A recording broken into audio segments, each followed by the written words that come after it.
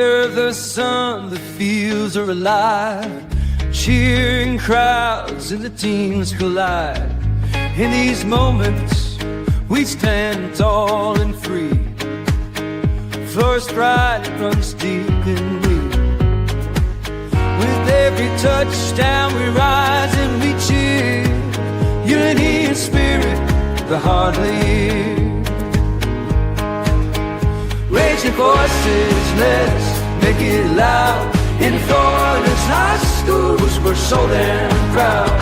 From the bleachers to the end zone to go, football and cheers make our spirits roll.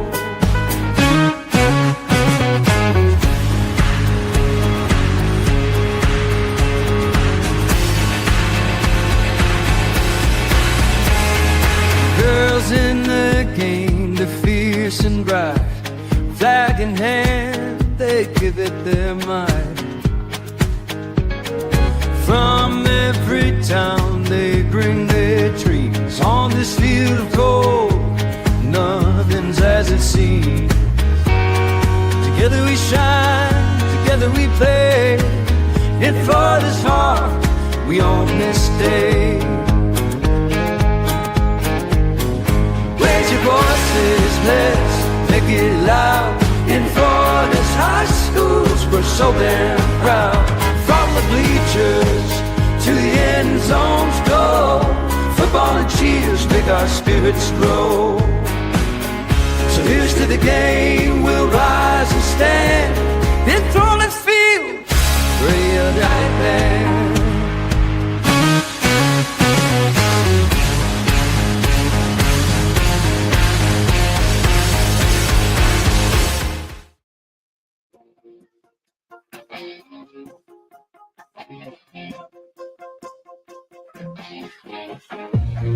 All right, it is that time of the happy National Grouch Day. I'm not a grouch. What is this tomfoolery?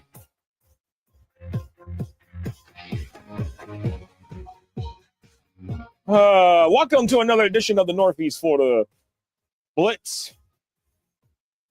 As we come to you live here on this Wednesday night here, coming up, we'll have Kyle Dougherty from Yulee High School joining us. The Yulee, yes, we can see everybody. Oh, there's Mark Cannon. Hello. Hey, Chris, I cannot hear you. Oh, lordy. Yeah. I apologize for the panic at the end of the last show here. Only a few people will find out what's going on. So, but a couple of people already know. So just, I'm going to breathe and we're going to roll through this tonight. So anyways, I know the YouTube stuff is killing me. I know it's really bad here. I see a thing. By the way, Chris was telling me here that this is from YouTube. You cannot choose to hide usernames in YouTube chats. However, YouTube is currently testing and rolling out the use of unique handles, the username. That's just what you're seeing instead of channel names in live chats to prevent impersonation and improve user identification. This means to change from channel names to handles is a platform-wide update and not a setting you can change or disable. So there's your answer to what we found out last night. Yeah. So and the YouTube thing. So this is a YouTube thing, not a StreamYard thing, not a something else thing, not even anything that we're doing here thing. So we definitely thing.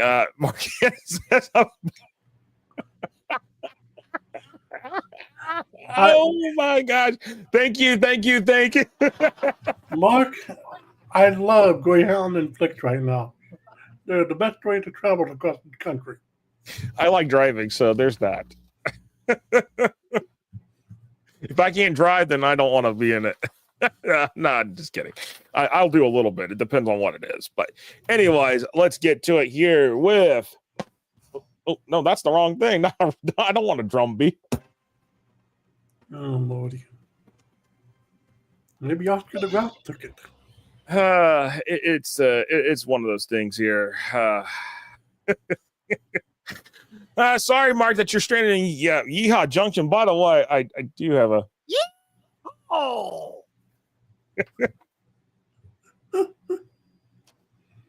Lordy. That's it. Good night. Good night. Emery's comment here. Woo, man. Man, oh man. Woo, man. All right, looking back on last week here, Creekside rolled all over Atlantic Coast there and took the 7A District 1 championship guaranteed. Creekside, nothing less than number 8 spot most likely is where they're going to land at in the playoffs, depending if I'll tell you what, it's probably going to be the 8 spot, the 8 spots where they're going to finish at. Actually, it hasn't. Noli, it's a full stoplight there now in Yeehaw Junction. You have to put the brakes on at the light. It's not even a flashing light in Yeehaw Junction anymore. It's actually a full traffic light now. Oh, actually, Chris, it's not just one traffic light in Yeehaw Junction. There's actually 2 now. Yeah. The Yee and the Yaw in the Haw. Yeah, the Yee is the original. The Yee is the original stoplight at 441 and 60. The second stoplight is at 60 in the turnpike on the coming off the off ramp. So there you go. Anyways, Atlantic Coast and Creekside, big win there. Bishop Kenny takes the District 3A4 championship by beating Menendez pretty handily. It was like 49-7. Trinity Christian, it was like 42-7. Trinity Christian rolled Episcopal 49-7, and I did not see that one coming. I thought Episcopal was going to have a fight in that game. Yeah.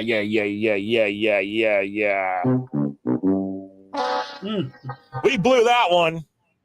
Oh, yeah. We blew that one. I have no words for that one, but Trinity Christian guaranteed that I think they actually clinched their district too, by the way, on winning that game. Mm-hmm. Yeah, they did. They're in the playoffs. Hawthorne Beach University Christian, that one a little wider margin than what the forecast called for. Mandarin and Fletcher. Now we got to talk about this here. The weather. The Mandarin Fletcher was in a monsoon. I was about to get to that. Is a lot of games were impacted by weather in the area. There was Fleming Island Beachside. That game got postponed until November 4th. So if you really are looking at all of this here, it really, really is. I mean, it's just, oh man, there's a lot there. Yeah, they all got to play in it at some point. So, they're going to play that on the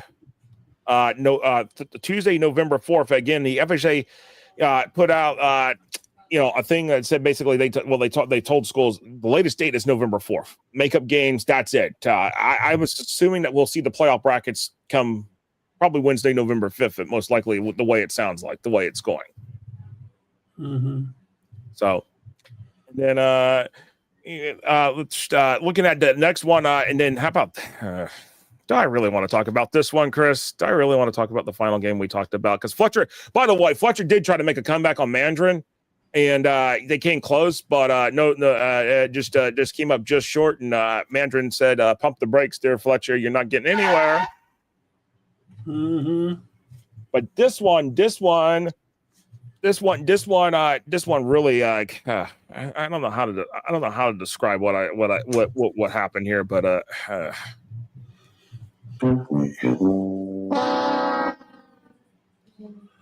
boy, I thought the alma mater had a shot in this one, and they did. They were only down 13-7.5, and then the wheels fell off. The wheels fell off pretty quickly in the third quarter.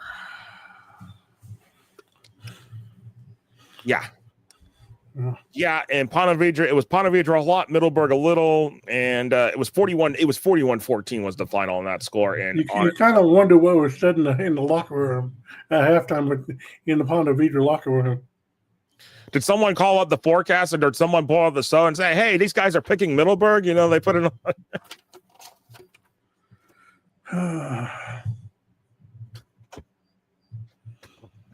Mark Cannon. The crowd keep up. I can't with Mark Cannon right now.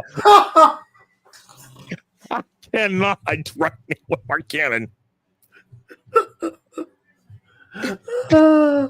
The groundskeeper at Mandarin resigned. There's a lot of schools. It's the coaches that are having to deal with the grounds, and then it didn't. They're trying to keep the grounds looking. There's a lot of stuff. And I can see coaches laughing too. There's not enough money put into the facilities. Let's just put it that way. I mean, some of the schools in Duval County have given. Let me just say this: some of the schools in Duval County have gotten artificial turf, and I believe Mandarin is not one of them. But honestly, I will tell you, I have seen flag football games there. I have seen actually Monsoon Thor there at Mandarin, during the flag football state championships when they were there. And let me tell you something: when it rains, it gets wet and it gets nasty. And let me tell you something: you definitely need to have artificial turf there at Mandarin. It's a swamp there, basically. We can see Coach on the he's kind of laughing too. So I mean, yeah. Anyways, I mean that's pretty much looking back at week 6 here across Northeast Florida. Here, a couple other teams to worth noting, just to keep an eye out on. Obviously, looking at some of the teams in the SSA. Look out for West Nassau in the SSA Atlantic Division. They took care of business against Satellite last week, and they're still rolling pretty solidly. It looks like they'll be probably one of the top seeds when the SSA playoffs start in 2 weeks. This week and next week is the last 2 weeks for the SSAA. These next 3 weeks are obviously the last 2 weeks of the regular season for the FSA team. So, and again, November 4th is the last absolute date for makeup games per the FSAA. So, anyways, we're gonna take a break, and then we're gonna come back, and then we're gonna have Coach Kyle Dougherty from Yulee High School joining us here for the interview. We'll be right back right after this here on the Northeast Florida edition of the Blitz here on FloorHSFootball.com.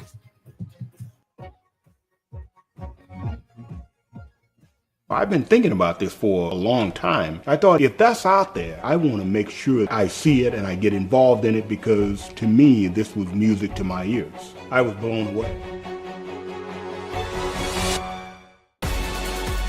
When you look at today's kid, the millennium kid, they learn by being able to see it. If I can see it, it's a great chance that I can do it. The First Down Playbook is a tool that can essentially change the way we teach the game. Box Out gives you the ability to create graphics at the speed of sports to highlight your athletic department, teams, and student athletes in seconds. Used and trusted by Notre Dame, Ohio State, UConn, Marquette, Georgetown, and many more of the top college brands in the country. If you want your school's brand to stand out through all the clutter, start your free demo at boxoutsports.com. High school sports fans, follow your team live with a free ScoreStream mobile app. Download ScoreStream to get real-time scores, photos, and awesome video. Plus, follow your favorite teams and friends. Get real-time high school sports from ScoreStream. Get ready for the 2026 Coach of the Year Clinics. This February and March, see top collegiate coaches, learn from the best, and take your program to the next level. Don't miss America's most respected coaching clinics.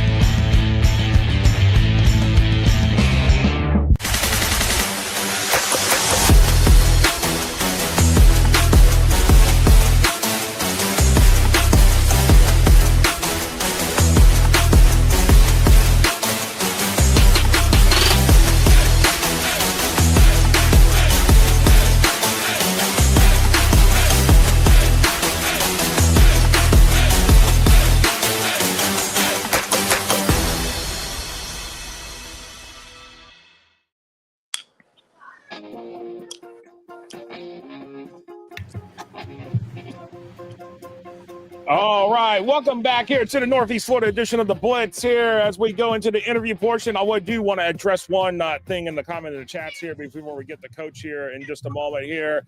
It is that someone said playoffs start November 7th. No, incorrect. Playoff does not start November 7th because we have a week 12. The games can be made up through November 4th, November 5th. It looks like we'll be getting playoff brackets, and then the teams will have about a 10-day window to get ready for games for the following week, which would be the regional quarterfinals. So just want to address that real quick there and everything. So anyways, and we get into the interview portion here with head coach Kyle Dougherty from the Yulee Hornets, undefeated still on this season. And coach, appreciate you so much for taking some time out of your busy schedule here. And this week, y'all jumped into our top 10 in our Florida Power Rankings Index. So hats off to y'all there. Y'all are making some strides there. But talk about this team. I mean, the Hornets. I mean, they're just y'all are on fire up there in Nassau County.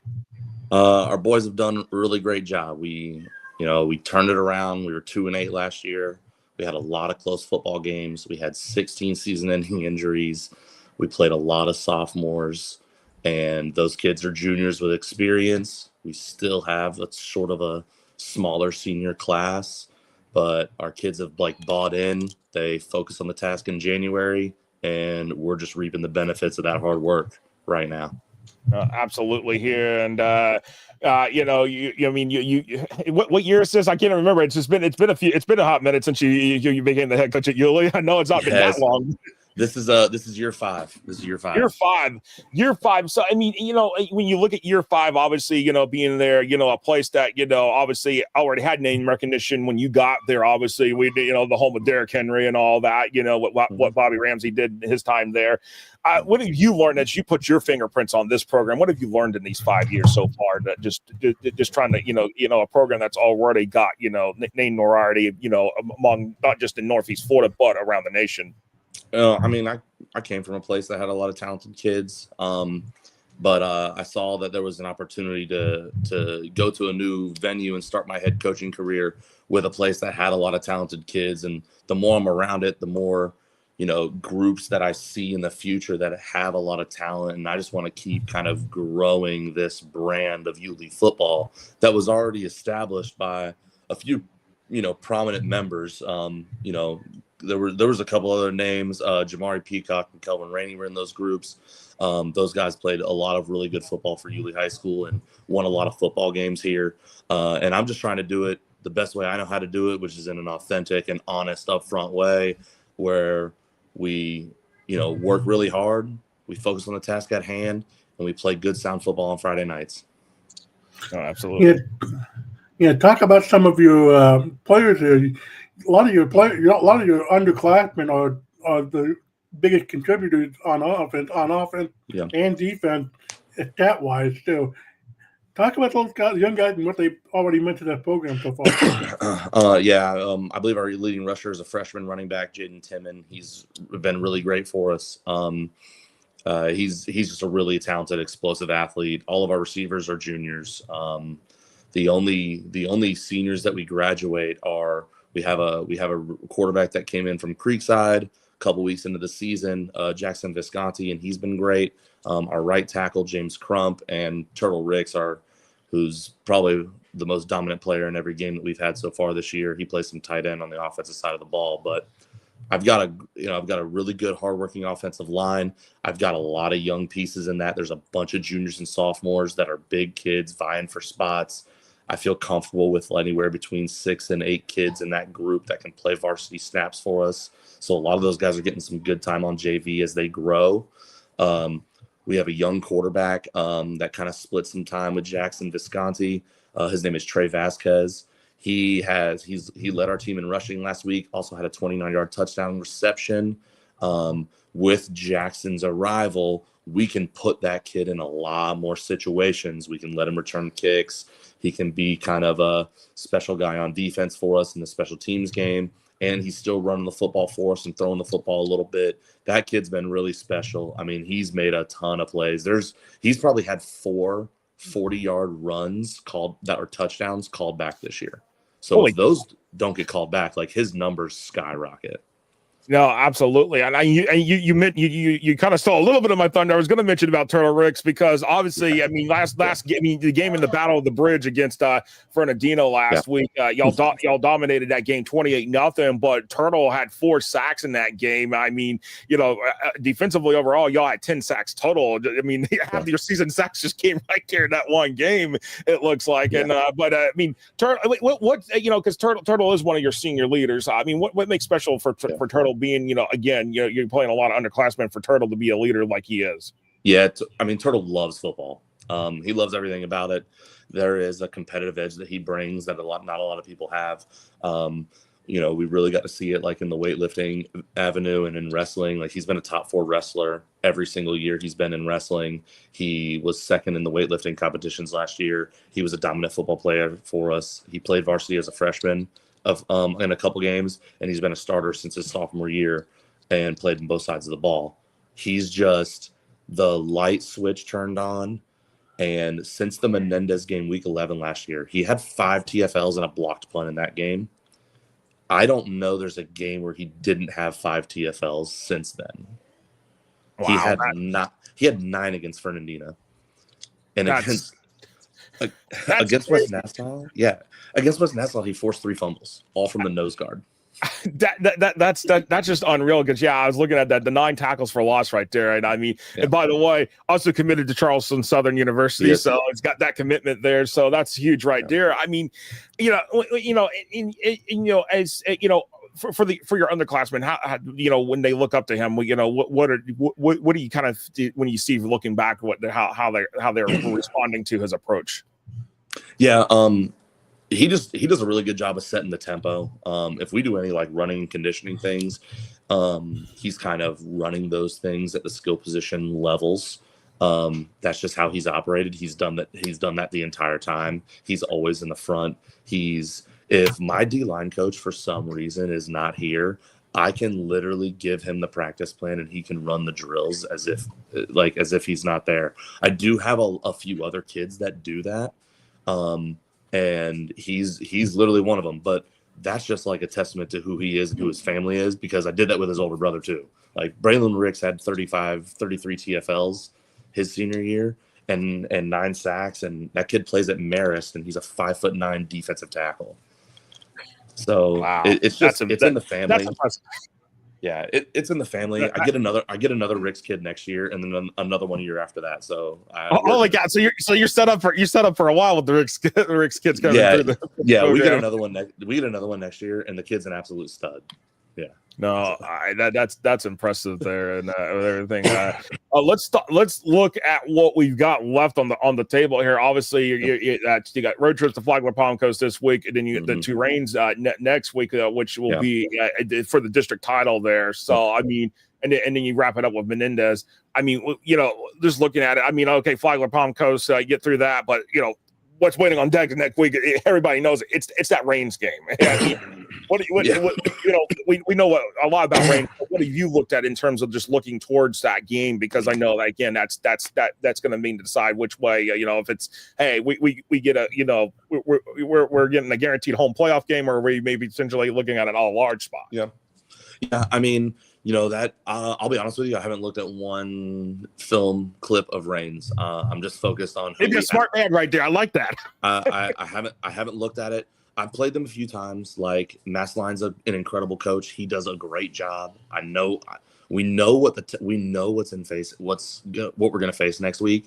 But like beating Flagler Palm Coast is the most important thing we do this week. And Coach Turner's a good coach. His kids are prepared. They play sound football. Like that is what we are focused on. They got a dangerous quarterback who does a lot of things with his legs and that are off schedule sometimes. And that's like, you can't really prepare for that. Like you can prepare what you can prepare for, but what can you really do when a quarterback plays off schedule that well? And Coach Turner, Patrick, he does a great job of like mixing it up, and those kids like do some good things. So that is the number one thing on our mind is beating Flagler Palm Coast. I mean, we feel pretty confident that like that game gets us into like this game, or one of the next 3 gets us probably in the playoffs. And then, if we find a way to win 2, we think we're going to have a home playoff game, and we're just doing that one at a time. Like, it is what it is. All right. So you have a rich history of Derrick Henry being the star running back at Yulee for a number of years ago, and he's still active in the NFL and one of the top running backs in the NFL. What is your communication with your kids about Derrick Henry and what he's meant to school and in the football program's history? I mean, it's pretty prevalent throughout the years, like what he has done and what he has meant to this community, and he still gives back constantly. A couple years ago, we were able to participate in his All-22 Carnival that he had here in Yulee. Big thing that he gives back. He gives back a bunch of bikes, and there's a lot of things. Has a whole carnival day. There's big arts and crafts. There's slides, things like that. He's just an incredibly generous human being that loves his community and gives back to it as much as he can. Our kids know that. Our kids reap the benefits of that at times, and they know like what he means to this. You know, you drive into the town, you see home of Derrick Henry sign. You drive, you know, in any direction, and we know like that he came from these simple, humble beginnings right here in Yulee, Florida, and our kids know that, like, you know, if they do things the right way, if they work hard, they grind the way they should grind, they take care of their academics, that opportunity is going to be there for them too. No, that's impressive. And then real quick here, Coach, I noticed you in the 5 years time. I've also noticed it, obviously, because I've got some connections to Nassau County myself, family wise, going back years and years. But watching Yulee, the growth in Yulee, it just keeps going. It just keeps booming. Yeah. What does the future look like for y'all in terms of the growth? Because it looks like, you know, if the growth keeps happening, y'all might be in a higher classification sooner rather than later. I mean, yeah, I get tasked with that right now, like where it's filling out the FTE for information now that I'm the athletic director. So I know what the number is. You know, I got to try to put that in tomorrow. You know, I went to the AD meeting this summer, you know, not knowing like how it's going to shake out. I don't necessarily know where we're going to fall, but our school is growing, but we have hit like the last like really big freshman class. Like the number drops down to a more normal level next year for incoming freshman class. I think we've had like almost 450 freshmen this year on campus, but then it gets back down to like, you know, like a 380 number next year, I believe, or maybe it's the year after that. I'm not 100% sure, but we've had like 3 of those big classes in a row. So I know what our FTE number is right now. Yeah, we'll keep that on the side there for right now, because I know the FHA will eventually post those numbers out at some point once that's turned in, because it usually is based off the FTE numbers. But man, Coach, it's so good to see Yulee back on the map again, getting things going again there, and obviously again, real quick, I know your experience. You know, before coming to Yulee, you were at Rockledge as an assistant coach. So just real quick, talk about that experience that led you to this. I got the experience to work with Wayne Younger at Rockledge. He's a really sharp football coach. He's actually the player personnel guy at Mizzou right now. We still talk almost daily, definitely multiple times a week, and just talking about different things that are happening and coming up. It was a funny text. He kind of texted me the other day. We do a little bit of this.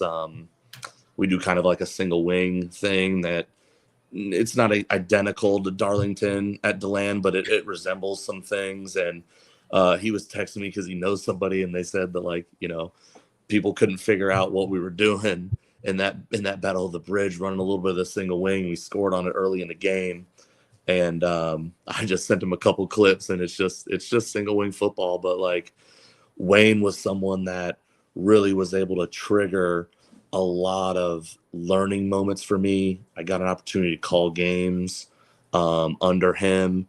We won a lot of football games in that over there at Rockledge.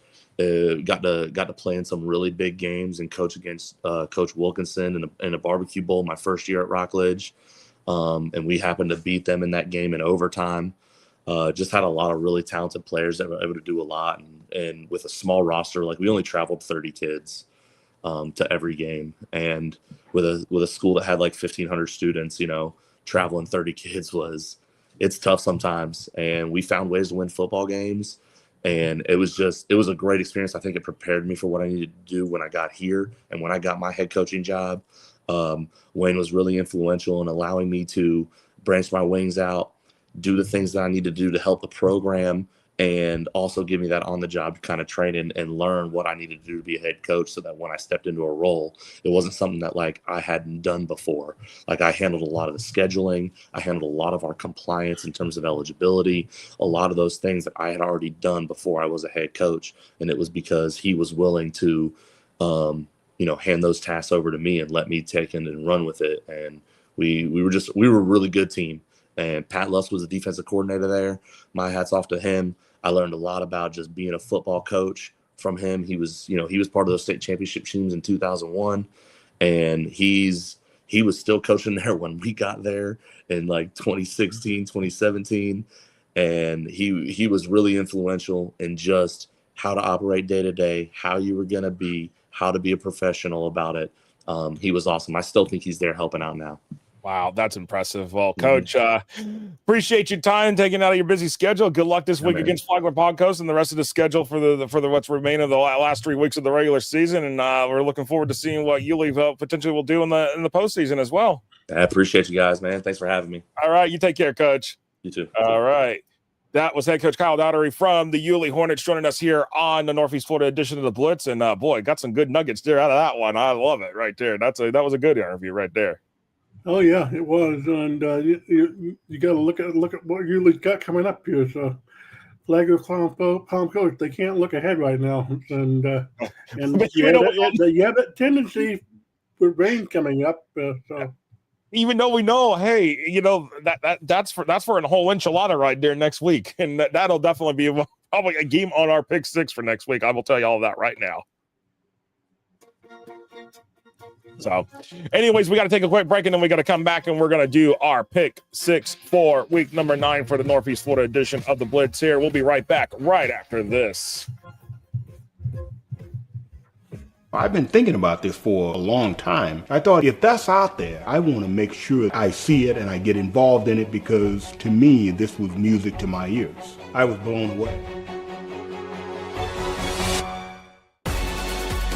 When you look at today's kid, the millennium kid, they learn by being able to see it. If I can see it, there's a great chance that I can do it. The First Down Playbook is a tool that can essentially change the way we teach the game.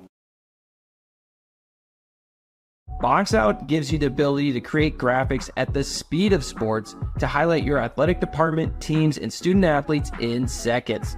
Used and trusted by Notre Dame, Ohio State, UConn, Marquette, Georgetown, and many more of the top college brands in the country.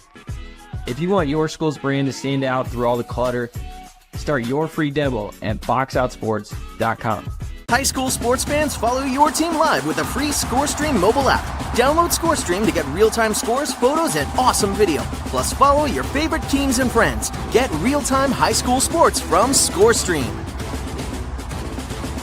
Get ready for the 2026 Coach of the Year Clinics. This February and March, see top collegiate coaches, learn from the best, and take your program to the next level. Don't miss America's most respected coaching clinics.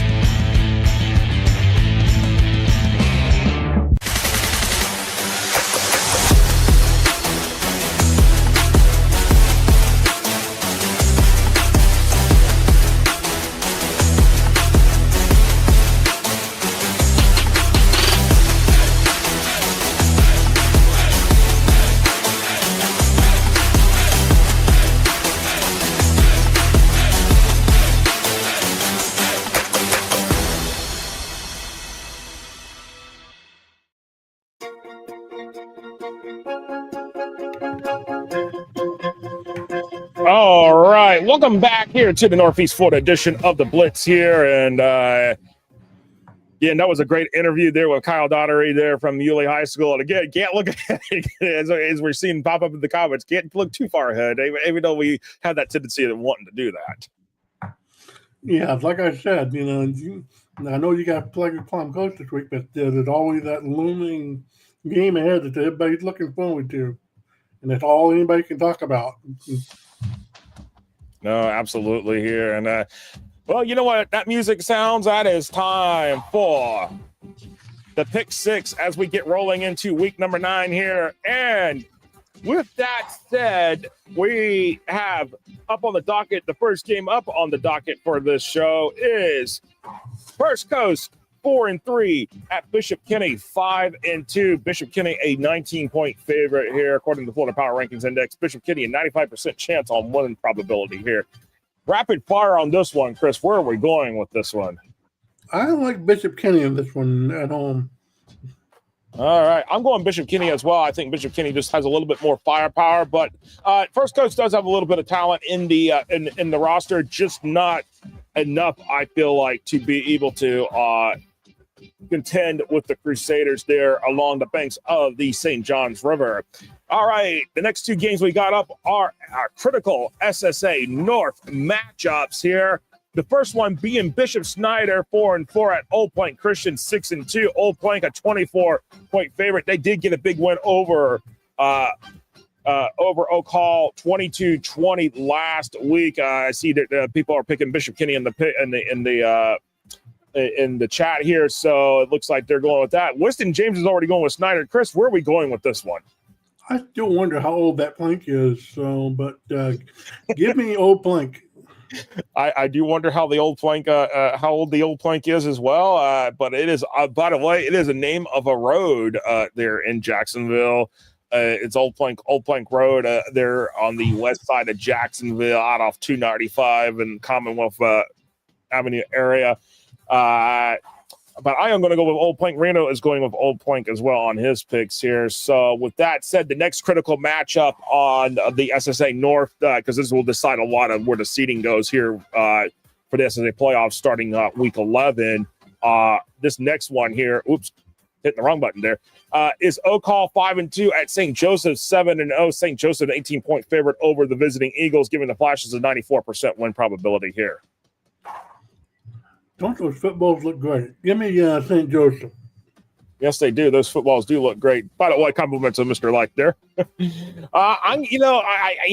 This one's hard for me. I would like to go with Oak Hall, but this is just I have to go with St. Joseph here. It's just that St. Joseph's got some firepower, not just on the offense. They got some incredible athletes that play both ways, and they have been dominating. I can go Cody Ott, Asher Glisson. Those are 2 guys you have to really keep an eye on if you're playing against St. Joseph. And I think that's just going to be the X factor right there to give the Flashes a win.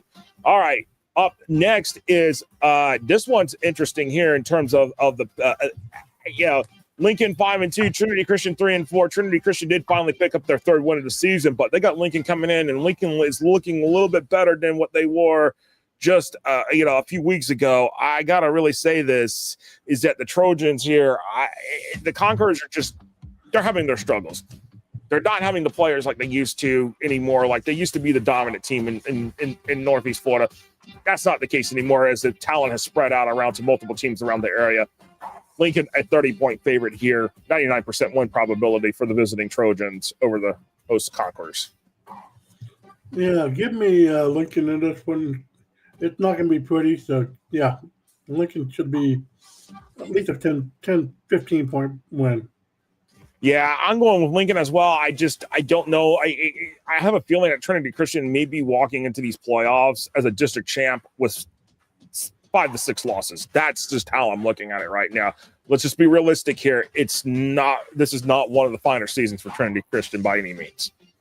All right. Walking in there really beat up. Well, or as they say, that you put the car in reverse and you back into the playoffs. Basically, is how some teams will end up doing it. All right, up next is Oakleaf 6-1 at Ed White 6-1. The Knights versus the Commanders. When it comes to strength of schedule, Oakleaf definitely has played that strength of schedule versus what Ed White has played. So the Knights and the Commanders. Oakleaf a 14-point favorite here, 90% chance win probability. Ed White 10%. Where are you going to go with this one? I kind of agree with the computer here. Give me Oakleaf on a big roll. Yeah, I'm going to roll with Oakleaf as well, and Reno is taking Oakleaf as well. All right, last but not least on the picks this week, do I make the same mistake again, or do I give confidence into the alma mater or do I go with Beachside, who's already has one district win under their belt? Could have had two. This could be for the district. This could have been for the district championship on the Beachside, on the side for Beachside.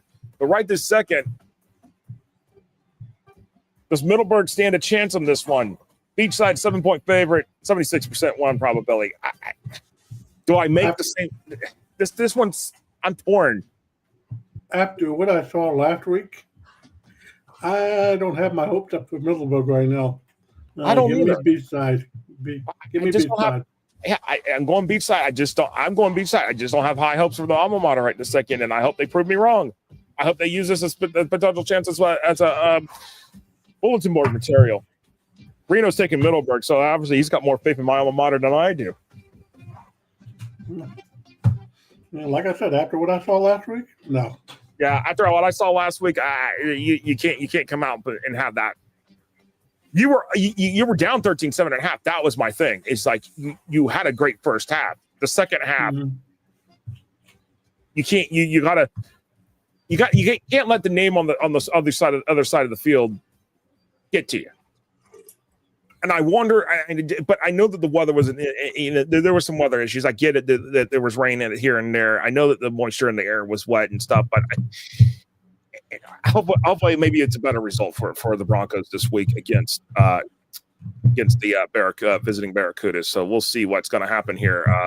But then Middleburg will have Fleming Island next week. So with that said, anyways, any final thoughts here, Chris, as we wrap this up? Not really. Just looking forward to this week and getting some other good games up and going. Absolutely here. As we wrap it up here, and I appreciate everybody joining us here. And I know they in the chat they're already giving it to me about my crib losing the next week probably. So we'll have to see what happens here. But appreciate everybody watching the Northeast Florida edition of the Blitz. Coming up, we have the Central Florida edition, North Central Florida edition of the Blitz here. Coming up here. And by the way, I did see one comment. I saw Matt DeBuck, the head coach of Cardinal Gibbons, jump in here and asked a question. When is South Florida? What time we do South Florida? We do South Florida Tuesday nights at 9:00. So that's when we do South Florida. South Florida is Tuesday night. So we get the South Florida where a lot of Wednesday, Thursday, Friday games happen. We get that out of the way. So anyways, we will be back here in just a few minutes for the North Central Florida edition of the Blitz here with head coach Jamie Rogers from the Bradford Tornadoes joining us here. We'll see you soon.